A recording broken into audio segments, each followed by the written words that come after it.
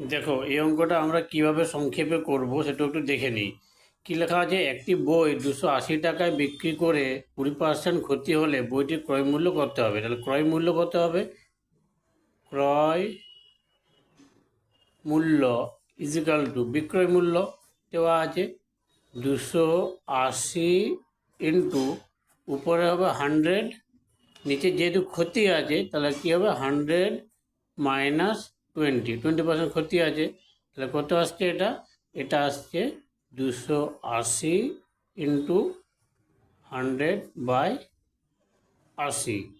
এখানে আমরা কি করতে পারি, এখানে আমরা কাটাকাটি করবো এগুলোকে, এটাকে এটা কাটবো 2, এইটা 4, এইটা, তাহলে কত হচ্ছে 350 টাকা।